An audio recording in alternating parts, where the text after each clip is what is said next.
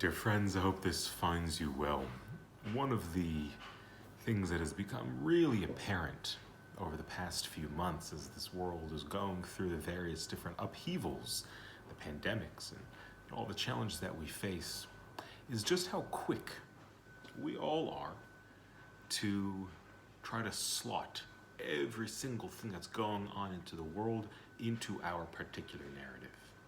I spoke about this last week a little bit. I've spoken about this a lot, but it's become very, very clear. You have people across what we would call the political spectrum, across throughout the world, who they interpret what's going on, whether it's we talk about the pandemic or whether we're talking about the crisis in America or really anything. They interpret them through the lens of a particular set of values. Now this is obvious. It makes sense. It's natural. We all look at the world through our own particular lens, and so of course we're going to interpret things a certain way. But as we do that, it just stands out, and social media really accentuates or maybe exacerbates this issue. Social media, it becomes this kind of echo chamber, and we're exposed to certain ideas, and we see a lot of people, especially with the way with which things are getting heated up, and the rhetoric is getting heated up. People are defriending other people that they don't agree with, and again, I understand sometimes people feel offended or whatever it is, but we're kind of like polarizing. We're polarizing. The writer Jonathan Haidt in The Righteous Mind speaks about this idea that, if you have somebody who's left-leaning and you have somebody who's right-leaning, they're both good people. And I can think about people in my own life, some people who are more right-leaning, some people who are more left-leaning, and they're both moral people. They're all moral individuals, but they just place a different priority on different values. The hierarchy of values is different. And that hierarchy shifts depending upon life experiences and certain innate traits and characteristics, right? There's a whole, you can read Jonathan Haidt's book on that. But I think it's just fascinating. It's fascinating.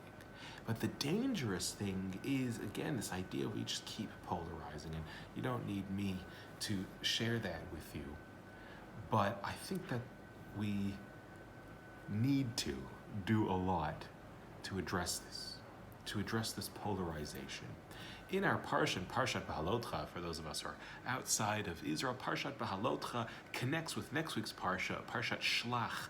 Of course, where Eretz Yisrael, what they're reading this week in Eretz Yisrael, Parshat Shlach. At the end of Parshat Behaalotecha, we learn of the unfortunate story where Miriam and Aharon, they say lashon hara, they speak ill of Moshe Rabbeinu, of their brother Moshe. We're not going to go into all the details of what they said, but what becomes clear is that they misunderstood Moshe's greatness.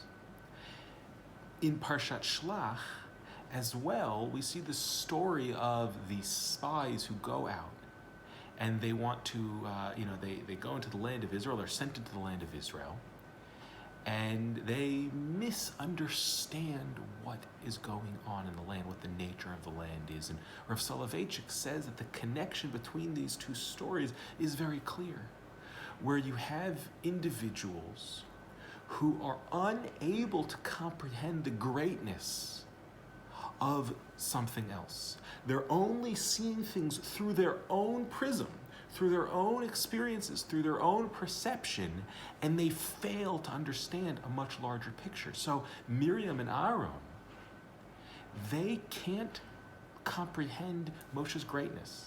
They only see things through their limited mind. And so they say, why is Moshe any different? Why does he have to, what happens is he separates from his wife, right? Because he actually needs to be ready to receive prophecy at all moment. Right, so he no longer can have intimate relations with her because he needs to be in a state of purity all the time because God's, things are happening and God has to, he's got to be ready for that. They can't comprehend the sort of relationship that Moshe had with God. And so they speak ill of him. They see things through their limited perspective. So too, the spies, when they go into the land of Israel, they can't comprehend just how radically different the land of Israel is from what they've experienced already.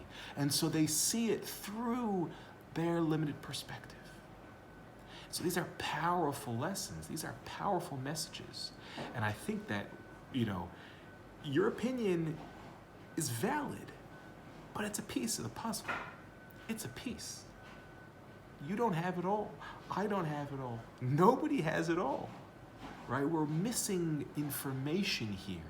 And so long as we continue to think that only my perspective is valid, we're going to continue, that gulf is going to continue to grow and to deepen and to widen.